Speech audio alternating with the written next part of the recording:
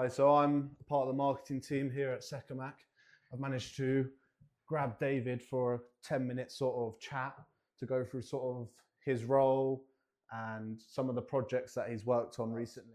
So David, can you tell me a little bit about your background and what led you to become an engineer? Yeah, so I studied design engineering at University of Bournemouth. Had an excellent time there, and I'd always wanted to be an engineer. It's sort of something that's, I don't know, kind of, it feels quite innate to me. I always like taking things apart, putting them back together again, understanding what's going on inside them. It's always been a passion of mine, and so I thought I'd pursue it a little bit further. I've been working in the industry for many years now. Yeah. Sometimes more than I sort of look back and go, wow. So one of the things, one of the industries I've been in is design for manufacture for a start, and also I've been in automotive, and those sort of core learnings, as well as what I was doing at my degree level, led me to quite naturally do a lot of ground up projects where our focus is what are the requirements. Okay, let's work out how to make the best thing for that and to make a whole system. And when I sort of came to Secamac for an interview, I found that quite quickly it seemed like that's the sort of thing I can get stuck into. And not only that, the atmosphere and the people that were around when I was there felt excellent to me, and I was quite drawn to it. So what does sort of like a typical day for you look like? Yeah, lots of running around, plenty of that, lots of documentation, but mostly it's designing components. It's verifying with my colleagues if we think it's a good idea. Yeah. Verifying with all sorts of tools as well, and we'll spend a lot of our day modeling components and drawing them up. And so that's on CAD, isn't it? Or is that, so what sort of system do you guys use? Or? Yeah, so we use a system called SolidWorks. It's a 3D computer aided design system. Yeah. And that allows us to create individual parts, which we can make into assemblies.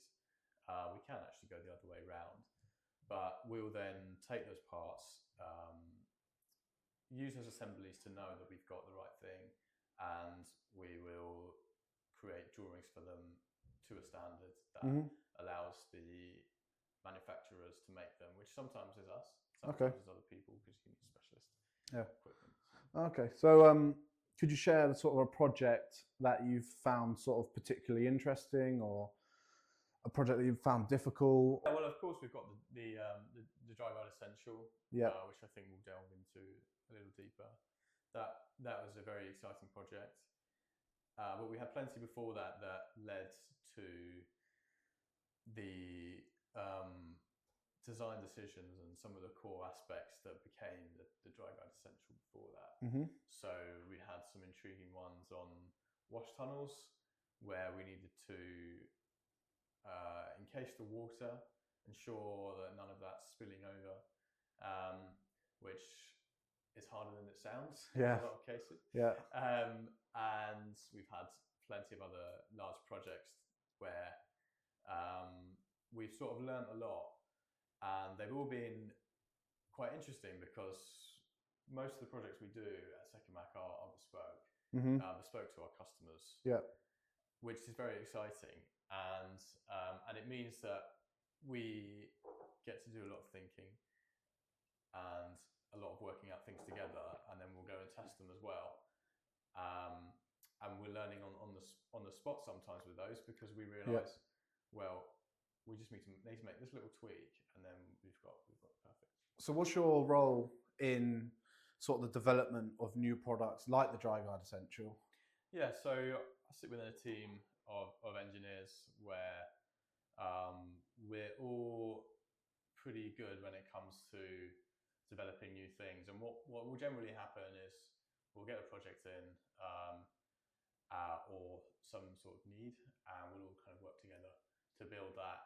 Generally, one person might take the lead, and that becomes their project, if you like. With the DryGuide Essential, it was very much a project which I led. So with that, the fundamentals of the design. I mean, what was the design brief given to you? Like, what did sales give to you to sort of build a design? Yeah, so we have in the regular DryGuides a market-leading product.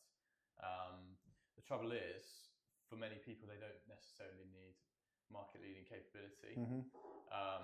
So what we wanted to do is we wanted to redevelop the DryGuide in a way that sticks to our brand, but it saves cost for the customer by using innovative methods where we can, and also by keeping the functions that they need, and in some cases removing some that is not necessary for them. And so that's where the DryGuide Essential became a very nice package. Nice. I mean, could you walk us through some of the sort of like key technical features that the DryGuide has? I mean, you mentioned before some other projects have developed and changed the way the DryGuide Essential was built. So, but what are some of the key technical points that the DryGuide is different to some other products? Yeah, so we essentially created a unibody tub, which encases the whole drying section of the machine. I mean, is this? Yeah, you can see that. You can see that here. So this is an illustration of some of the early stages of the design. And you'll notice there's this single piece that is kind of the core of each one. You can see it clearly as well in the final design. And I do have a nice sketch of how that all began. So this was the early days of it. It was a sort of brainwave, if you like, or A quick little sketch. Yeah, it was jotting your ideas down, sort of thing. Yeah. Can you take me through sort of some more specifics? So I know it's got this new sort of development in the door and how it functions. Yeah. That's right, yeah. So we can see some of the progression of the door just by taking a look at some images here. So this was in the earlier stage. Yep. We'd already fixed on the core of our single mounting platform and a tub, and then we needed to work out how we were going to get access to that. So we played around with the thought of different hinging methods. We didn't want to swing outwards like a regular door because that would have been too limiting on space. So a lot of these customers are customers that have very small lines, and they need the maximum space efficiency as possible. I mean, that is what the DryGuide Essential is as well. It's a lot smaller product than what we normally sell. That's right. And so we needed to keep that functionality of the machine.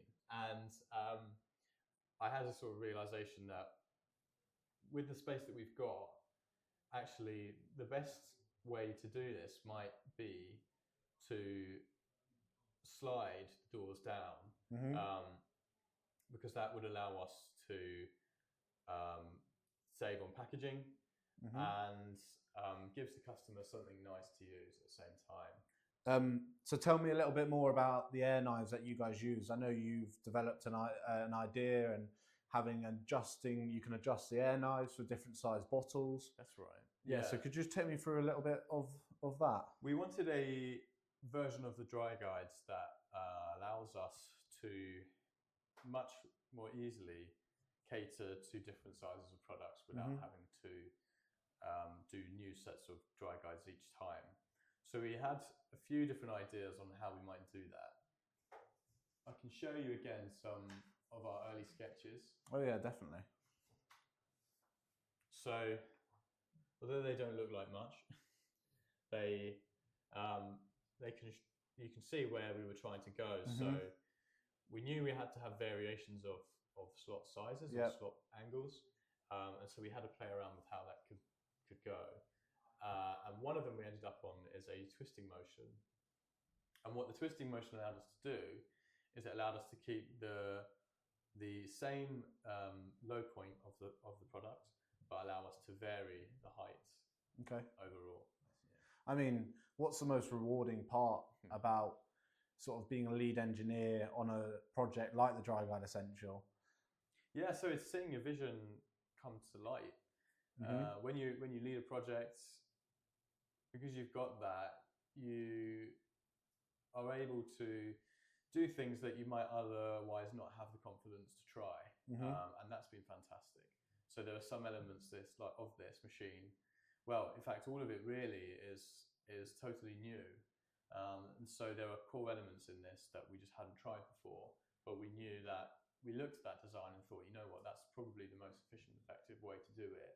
Let's give it a go. So what excites you most sort of about the future of product development at Secamac and Secamac as a company as it develops?